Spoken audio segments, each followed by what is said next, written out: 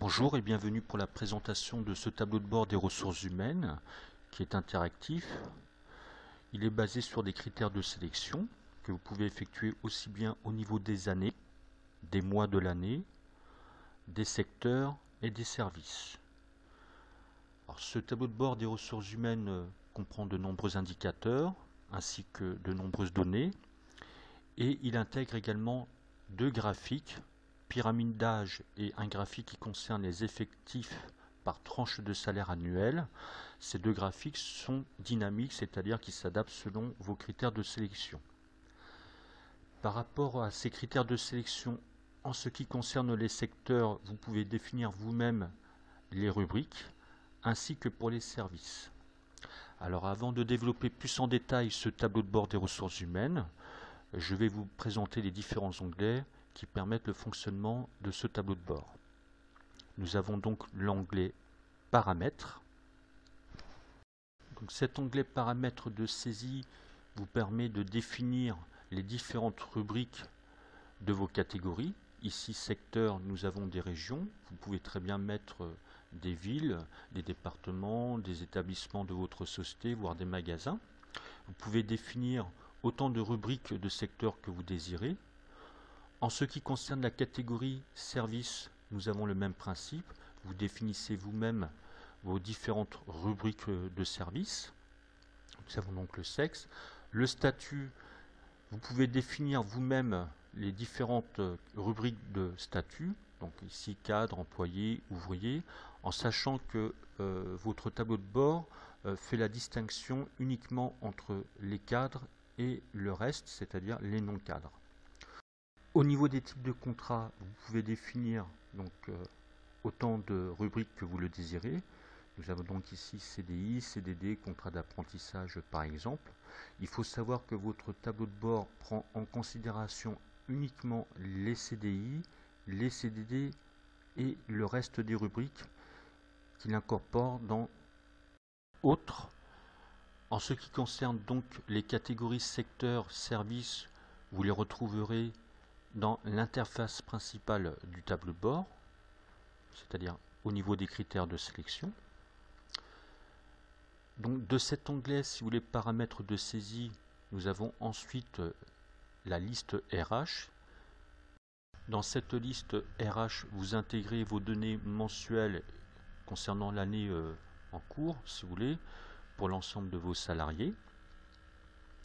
Donc cette liste RH se caractérise de la façon suivante, donc de la date du mois concerné, le matricule du salarié, son nom, son prénom, son sexe, la date de naissance, l'âge, la date d'embauche, l'ancienneté, l'échelon, le statut, secteur, service, salaire, contrat, enfin type de contrat.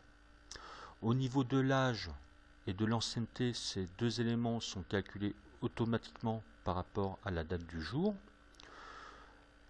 En ce qui concerne le service, le secteur, le statut, le type de contrat, ces données en fait sont caractérisées par une liste déroulante. Donc ces listes déroulantes reprennent en fait les données que vous avez intégrées ici dans votre onglet paramètres de saisie. Alors nous partons ici d'une hypothèse d'une saisie manuelle, mais il faut savoir que ce tableau de bord des ressources humaines peut être adapté à une importation de données. Donc ici dans cette liste RH, nous avons intégré des données fictives pour l'année 2016 jusqu'au mois de juillet de l'année 2017. Donc je précise encore que ces données sont totalement fantaisistes, voilà, jusqu'au mois de juillet 2017.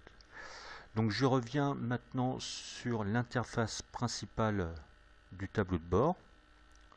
Ce tableau de bord vous permet, de par ses critères de sélection, de choisir une période, aussi bien au niveau des années que des mois de l'année, et de faire ainsi rapidement des comparaisons entre ces différentes périodes. Alors ici nous avons l'année 2016 qui apparaît de janvier à décembre. puisque nous avons intégré des données pour cette période, enfin des données fictives. Si je prends l'année 2017, j'aurai des données qui apparaîtront uniquement pour la période de janvier à juillet, puisque dans notre liste RH, nous avons intégré les salaires jusqu'au mois de juillet, pour cette année, 2017. Ce tableau de bord met en avant plusieurs indicateurs qui interagissent selon vos critères de sélection, que ce soit au niveau de l'année, des mois de l'année, du ou des secteurs sélectionnés, ainsi que des services. Parmi ces indicateurs, nous avons donc la masse salariale qui reprend en fait l'ensemble des salaires par rapport à vos critères de sélection. Le pourcentage qui correspond en fait à la masse salariale selon vos critères de sélection par rapport à la masse salariale de l'année sélectionnée. Alors ici nous avons donc 100%, puisqu'il reprend l'ensemble des salaires pour l'année 2017 sans qu'il y ait eu aucune sélection en dehors de l'année en ce qui concerne les mois, les secteurs ou les services. Si je sélectionne par exemple une région, ici le secteur nord par exemple, nous voyons que mon pourcentage est passé de 100% à 24%. Cela signifie que mes salariés du secteur nord représentent en fait 24% de la masse salariale totale. Au niveau des autres indicateurs, nous avons donc la moyenne des salaires, ici de 15 000 euros.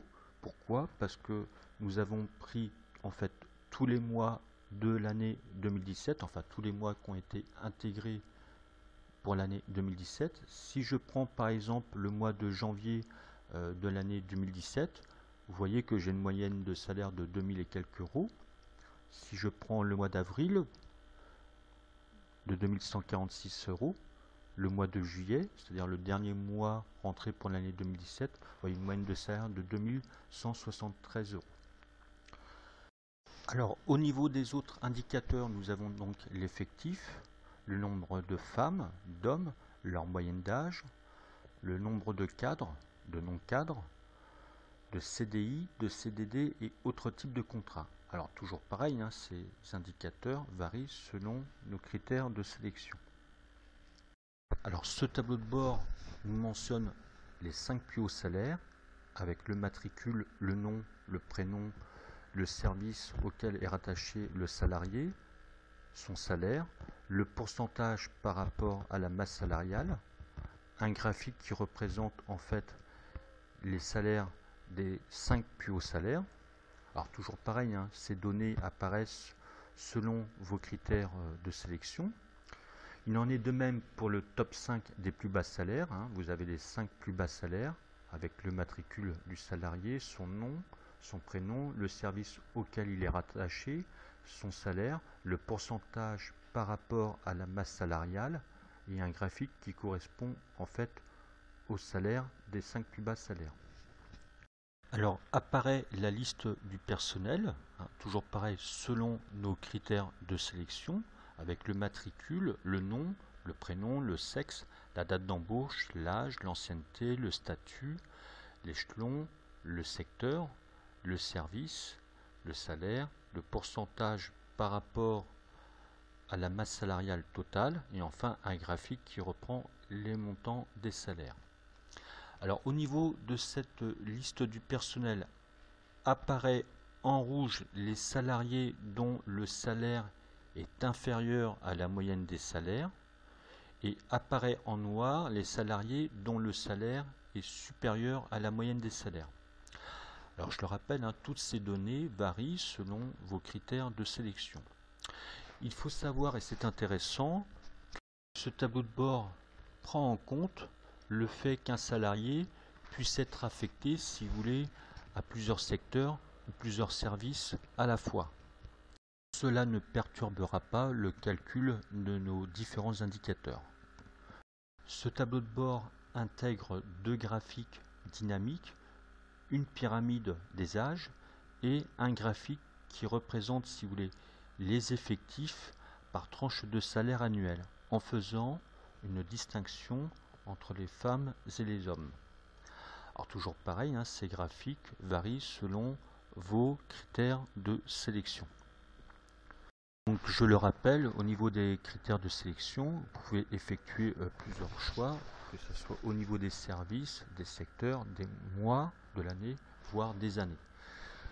Pour effectuer vos sélections, hein, il suffit de cliquer avec le pointeur de la souris et le cas échéant d'utiliser la touche contrôle si vous voulez effectuer plusieurs sélections à la fois. Alors pour synthétiser, ce tableau de bord vous permet d'intégrer des données sur plusieurs années et de faire ainsi rapidement des comparaisons selon les périodes désirées, d'avoir des indicateurs et des données qui interagissent selon vos critères de sélection, de prendre en considération le fait que plusieurs salariés puissent être attachés à plusieurs secteurs ou services à la fois, sans que cela perturbe les indicateurs, notamment en ce qui concerne les effectifs, et l'intégration de deux graphiques dynamiques qui interagissent, toujours pareil, selon vos critères de sélection. À savoir que le graphique concernant les effectifs par tranche de salaire annuel est opérationnel dès le premier mois de données intégré dans le tableau de bord. Voilà, j'en ai fini donc pour cette présentation de ce tableau de bord des ressources humaines. Et je vous dis à bientôt pour une autre présentation d'un tableau de bord ou d'un outil de gestion.